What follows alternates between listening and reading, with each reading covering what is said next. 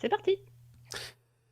Bien, voilà. Bonsoir à tous. Alors, moi, comme je suis quelqu'un qui essaie comment dirais-je, d'avoir les idées claires, j'ai écrit un texte. Donc, je vais vous lire le texte que j'avais écrit. Et c'est intéressant parce que je pense qu'il répond quand même déjà à pas mal de points qui ont été évoqués, notamment par Luc.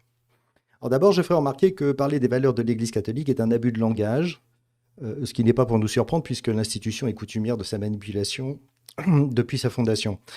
En effet, la formulation de l'Église catholique laisse entendre que celle-ci, hein, donc les valeurs, seraient issues de la catholicité et qu'elle seule serait à même de les générer et de les mettre en pratique.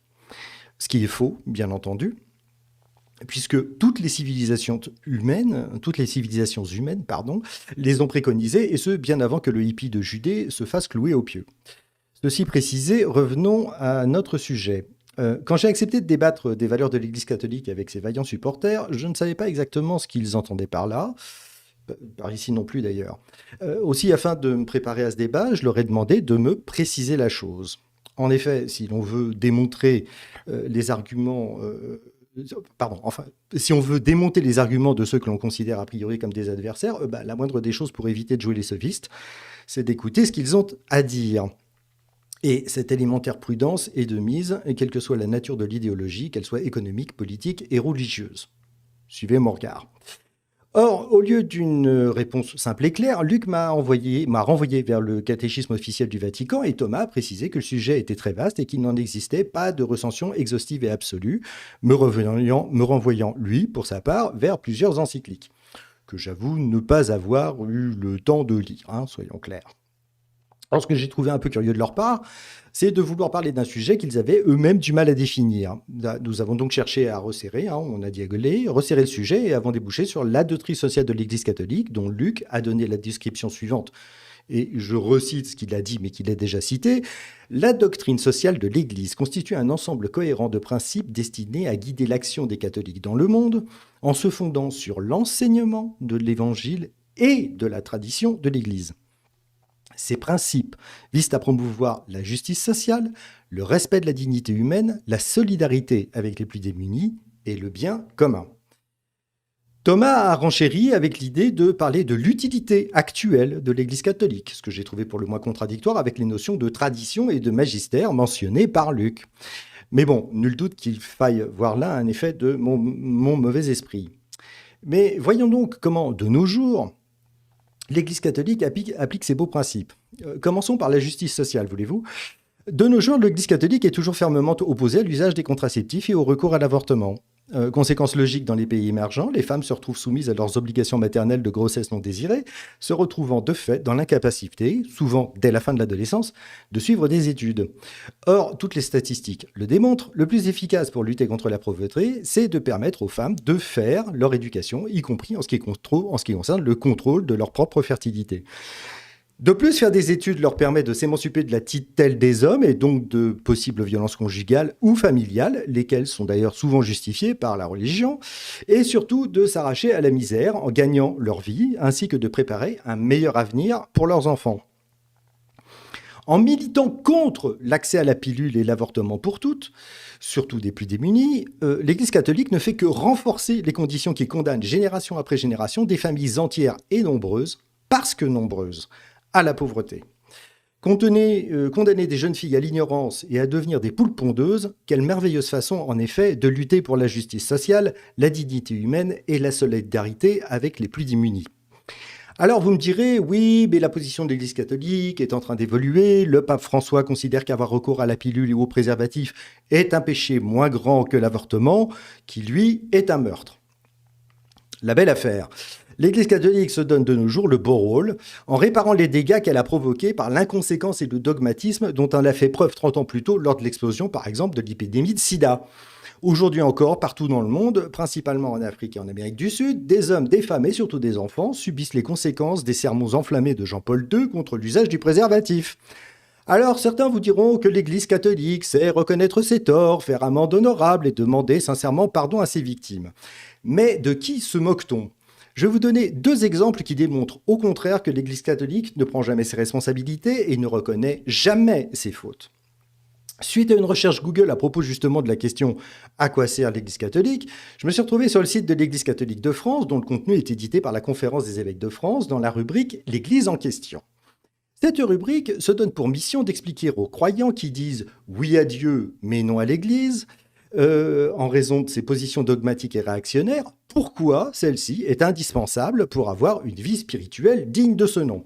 Et voici la première phrase du premier paragraphe. Je sais bien que l'Église catholique n'a pas toujours été fidèle à l'Évangile. Le pape Jean-Paul II, écoutez bien, a publiquement demandé pardon pour les fautes graves commises par des chrétiens. Dit comme ça, le propos a l'air assez banal et bienveillant, mais c'est en réalité un exemple typique de la rhétorique de l'Église catholique qui, pour couvrir son incapacité à assumer ses responsabilités et ses fautes, cherche systématiquement à manipuler le sens des mots. Et ici, nous avons la tentative d'insérer le sophisme de la brebis galeuse. Ce n'est jamais la faute de l'Église catholique si des prêtres et des responsables religieux, y compris le pape, ont commis des atrocités ou provoqué des catastrophes humanitaires au nom de leur dogme. Soit ils n'ont pas compris le vrai sens des évangiles, soit ils ont trompé la vigilance de leurs pères, frères et sœurs de confession. Quelle sinistre hypocrisie. Car contrairement à ce que prétend l'Église catholique, ces fautes graves n'étaient pas le fait de quelques individus vicieux, de quelques chrétiens à l'identité floue qui se seraient retrouvés là par mégarde à l'insu du Vatican, mais bien le résultat d'un système et d'une politique voulue, forgée par l'Église catholique et appliquée par ses représentants. Et je vais, pour illustrer cette hypocrisie de l'Église catholique, vous donner un exemple presque contemporain, celui des maltraitances que des femmes et des enfants innocents ont subies dans les maisons dites Marie-Madeleine et les orphelinats tenus par des moines et des nonnes catholiques.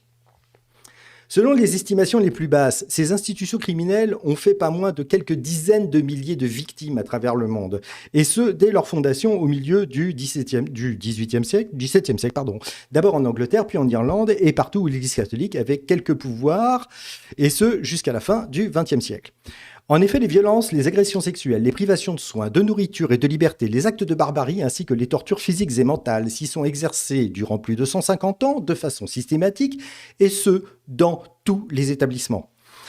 Des femmes, le plus souvent adolescentes, et des enfants sans défense ont été insultés, méprisés, humiliés par des gens qui étaient les employés et donc les représentants de la Sainte Église catholique. Des bons frères et des bonnes sœurs, formés et éduqués selon les fameuses valeurs de la Sainte Église catholique. Vous pensez que j'exagère, que j'avabule, que je mens. Alors permettez-moi de vous rappeler qu'en 2013, au cours des recherches sur les archives d'un ancien couvent de Tuam en Irlande, l'historienne Catherine Corless a découvert que 796 enfants avaient été enterrés sans cercueil ni pierre tombale. Enfin, enterrés, c'est beaucoup dire. Les cadavres étaient jetés dans une ancienne fosse septique. Rendez-vous compte, près de 800 enfants morts de malnutrition, de mauvais traitements et de sévices infligés par des sœurs de la miséricorde entre 1925 et 1961. En 36 ans, 22 enfants par an, quasiment 2 par mois. Mais le sort des survivants ne fut pas tellement plus enviable, car quand ils atteignaient l'âge de 7 ans, ceux qui, sous prétexte d'adoption, n'avaient pas été vendus à des paysans qui les esclavagisaient, étaient envoyés dans une école technique qui ne les traitait pas tellement mieux. Les plus chanceux ont été confiés à de riches Américains. Alors j'entends les protestations des honnêtes fidèles catholiques qui nous expliqueront que ces horreurs n'ont duré qu'un temps et qu'ils étaient des phénomènes isolés. Sauf que les mêmes abus, les mêmes crimes ont été perpétrés dans de nombreux orphelinats, notamment canadiens et australiens, envers de nombreux enfants, en particulier indigènes, kidnappés et placés dans ces institutions au prétexte de les soustraire à la prétendue immoralité des mœurs de leur peuple d'origine. Les témoignages des rescapés sont accablants. Violences psychologiques, torture physique, privation de soins et de nourriture, de chauffage, viols et même assassinats ont été commis par des prêtres catholiques dans la plus parfaite immunité. Donc, tout ça pour dire que... je dois pouvoir finir.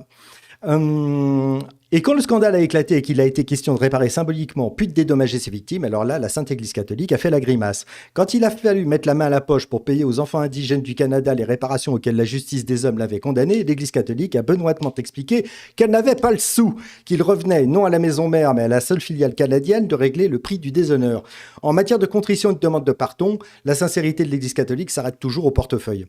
Et cela se passe de nos jours. Les belles valeurs de l'Église catholique dont l'Église catholique se réclame ne pèse pas bien lourd face à la Banque du Vatican. Depuis des siècles, cette institution ne se paie que de belles paroles, la main posée gravement sur le cœur, la contrition en bandoulière.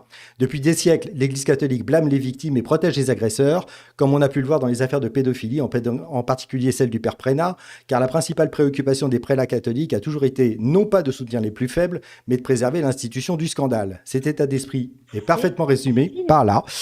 Bref, bonne chance aux catholiques pour défendre ça. Merci. Oula. Alexandre, t'as fait fort, mes félicitations. Quisiera repetir con vergüenza y claridad. Pido perdón humildemente por el mal que tantos cristianos cometieron contra los pueblos indígenas.